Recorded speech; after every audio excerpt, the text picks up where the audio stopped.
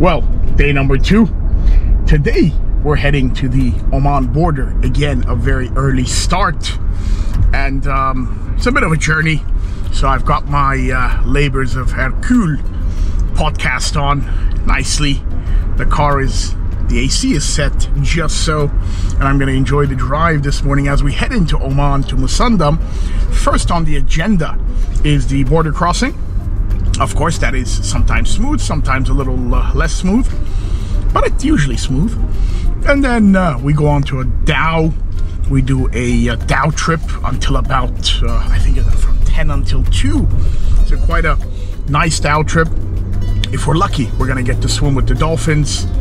And then we're going to do yet another zip line, this time one over the water, which will be rather interesting. Let's see how we get on today, shall we?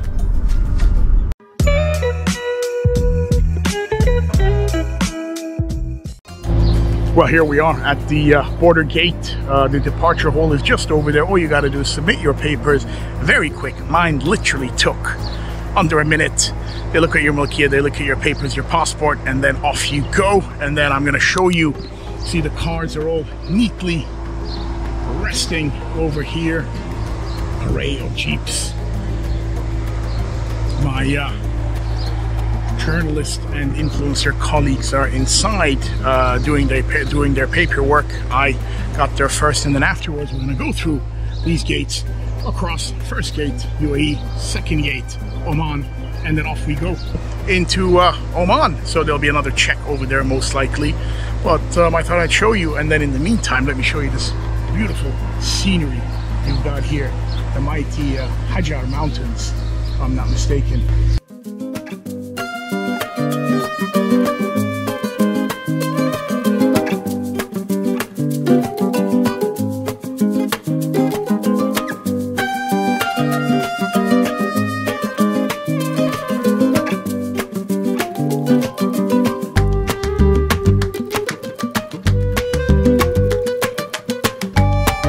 Well, here we are, crossed over to Oman, and the beautiful sea to my left, and fantastic mountains and rocks to my right, and a beautiful road right ahead of me. And we're in a big long line of jeeps, as it's become our custom in the last couple of days.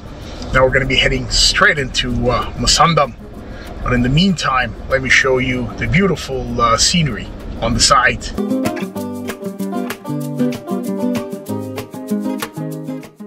Now the coast of Oman from the border that we entered, and I'll just show you right there. It's full of castles and watchtowers because, of course, this is a coastal nation, and they would have to have protected themselves from any kind of threat that would have come from the sea. Just briefly, I want to show you this wonderful beachside that we're passing by. The scenery is simply magnificent here, and the waters look very appealing. Look at how the beach meets the mountains, the mighty mountains over here. It is simply magnificent. Well, as I was saying, there are an abundance of watchtowers and castles. As a matter of fact, we just passed Buka Castle a little while ago. I'm going to read about it, but for now, just enjoy this fantastic scenery. Really, really impressive rock, and then that kind of gently, well, not gently, rather excitingly, let's say, gets right into the water.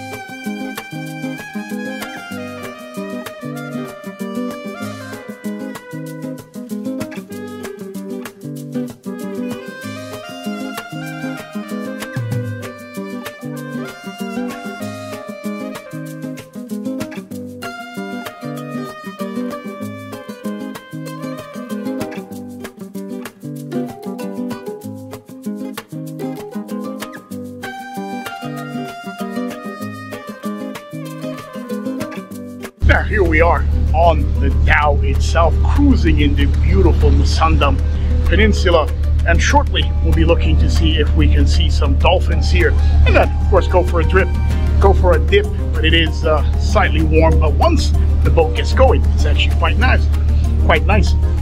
Now, let me tell you about the Dhows a little bit. Now, Dhow is actually a Swahili word. And marine historians say that it must have been around for about 2,000 years here in the waters of the Arabian Peninsula. However, it dates back all the way back to 600 BC, and it's largely accepted to be Chinese. Now, the current ones have swapped the sails for engines, and they're built out of fiberglass as well as wood, but traditionally they'd be built out of cedar tree and teak, making them very, very sturdy, and they can last up to 50, 60 years. Now, it's important to say that Dhow is a Swahili word. The Arabs call it sufun, which actually means ship, but the original of the word comes from Swahili. Now, that's a little history about the Dhow.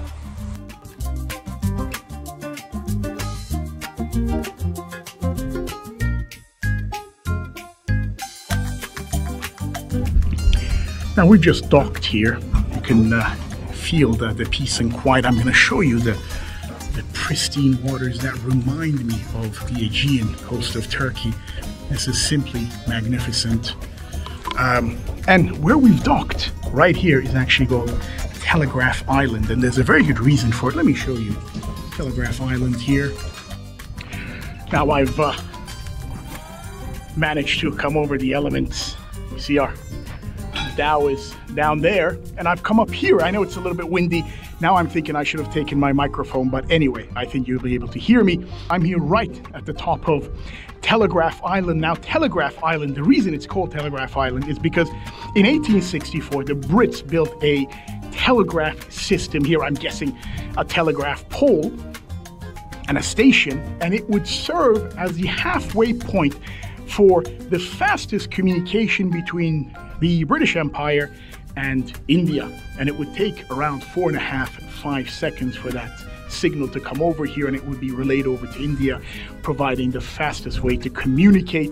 Now, Telegraph Island, I'm on it here now, and I've just spoken to these gentlemen here that are working in the rather difficult heat at the moment, and they've just told me that in about a year there's going to be a very luxurious hotel that's going to be built here. I think that's going to be a dream and a half to be here. Of course, it is very, very hot, so I have to, you know, take my hat off to those guys. It's incredibly difficult to work in this heat, but they're managing it. And the guy was Pakistani, spoke a bit of Urdu, a bit of Arabic. My language, Turkish, is quite similar to both, so we were able to communicate, you know, in the middle. But this is Telegraph Island. Very, very interesting indeed, and I'll show you the wonderful scenery around.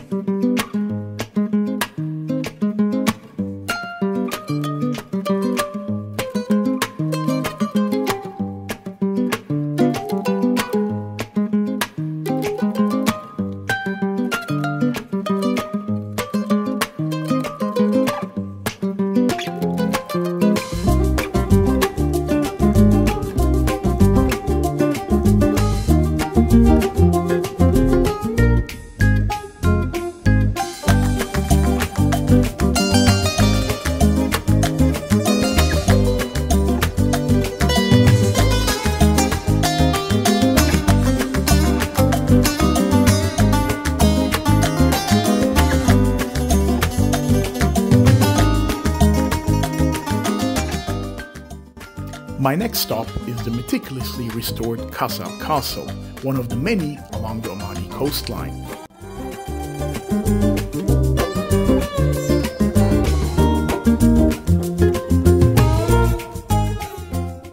Taking its name from the quiet fishing town where it lies, it was built by the Portuguese at the beginning of the 17th century. However, it was soon taken over by the Omanis as they expelled the invading navy.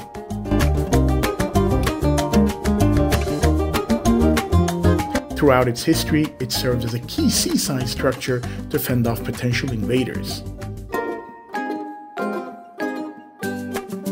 Walking through the age-old corridors and courtyards, one can really immerse in history. For those who want to indulge even in more history, Al Khaimah Castle and Beni Sanat Fort are also nearby.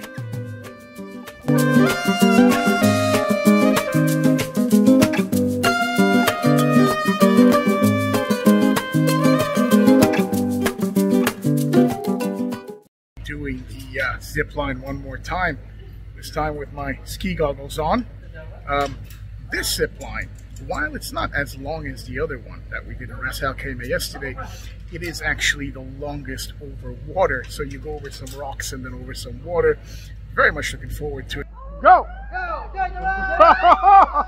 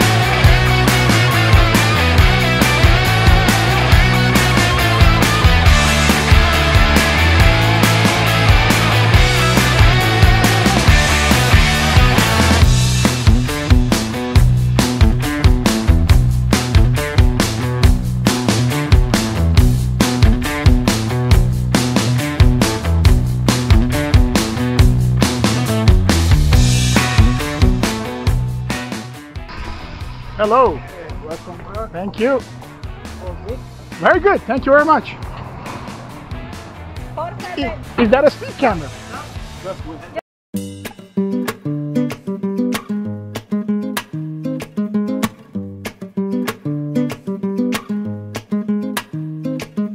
Pearl diving has been one of the main locomotives of Emirati life and economics for over 2,000 years, and today we've come to Swahili pearls. And the gentleman who's going to take us now on his boat to a pearl farm and walk us through the history of how this all goes down. He is a third-generation pearl diver himself. Before the discovery of oil in the 20th century, the UAE had a very close economical and cultural relationship with the precious stone. Ras Al Khaimah was a hub for pearling, and historians have recorded pearl fishing history dating back over 7 millennia. But pearling was not for the faint-hearted. Men of the village would be out at sea for as long as 3 months at a time, working relentlessly throughout the day, diving with only a few primitive aids to pick up the pearls, and sleeping on the hardwood deck of the boat, eating a diet consisting only of dates, rice, and fish. To keep the heritage of this age-old tradition alive, the grandson of a pearl diver, Abdullah Al-Suwaidi, has worked long and hard to open Suwaidi Pearl Farm. Established in 2004 and located in the fishing village of Al Rams, it's the world's first. In these warm waters, pearls are farmed in a controlled manner. There are 14 types of pearls, and each one's value is determined by the shape, size, and luster. Abdullah says 60% of oysters will produce cultured pearls. But this isn't only a commercial business. The Pearl Farm also has a noble mission to educate the younger generations and adults alike about pearl diving and its importance not only in the UAE, but the greater Arabian Peninsula. Well, now we're here at where this gentleman calls it his floating palace. I'm going to show you that in a moment, but what I want to do first is show you the traditional boat. Now, the boat that you're going to see right here, very interestingly, they call it Jalboot. And Jollyboot is the localization of the Jollyboot. From what I understood, from what they've told me, is that these boats are originally from Holland.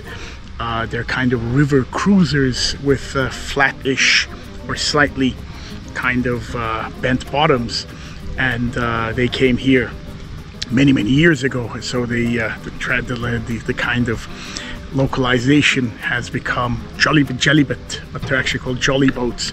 Now I'm gonna go in and show you what they look like. Now here we go. So I would guess this is about 12 to 14 meters, and the way it looks is you've got, see, to the back you've got the rudder over there. So this is where the captain would sit. This box here would be where all of the captain's kind of prized possessions would be. Of course, these are all replicas from binoculars, well, monoculars, to different kind of equipment. There is a map here showing where the hot spots are and that kind of thing. Of course, let me show you view what they would see. So the captain would sit here at an elevated position. The captain would sleep here. There is a hierarchy. So the second tier officers would be sleeping here. No pillows, nothing like that. Then further onwards, the divers and the guys that do the heavy lifting, they would sit here, literally put their heads there. Their feet would be out of the boat, and this is what it looks like. All the meals are cooked right in there. You can see a kind of a and then you see you've got the water tank over here. Now, water, of course, for 4 months, so they'd be out at water for about 4 months, and on a boat of this size you could have people up to 12 people on it. So you know, a lot of water, a lot of food. The kind of food they eat would be rice, dates, and of course in the evenings fish. So fish, rice, dates. In the morning I believe they eat rice and dates, and in the evening it would be rice and fish, because rice doesn't go bad, and they would need to drink a lot of water, and the water tank is right here, as you can see. But these are the sails, and this particular boat, I'm told, is about 65 years old, so pretty old. If you think about it, there's another boat that this gentleman has right over there, and that's about 48 years old. You see that has that's a bit of a double-decker, but yeah, I thought that was very fascinating indeed.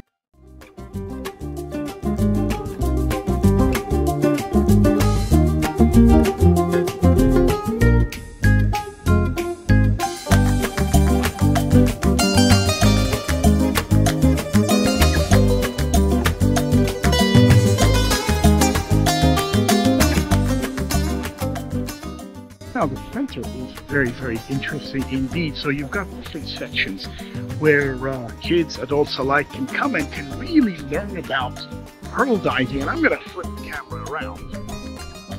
There we go. So you got these different sections that explain the types of pearls, the kinds of boats that you have, the essential equipment, the daily routine of the divers. Then you've got here what the divers would, what the diving team would look like. You see, you've got a captain or the boat owner, and all the way down the tiers.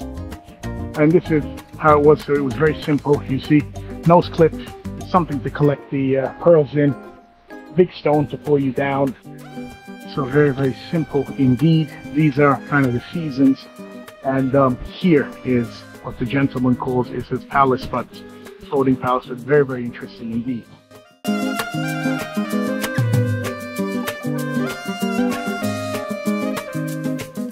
And with that, my journey comes to an end.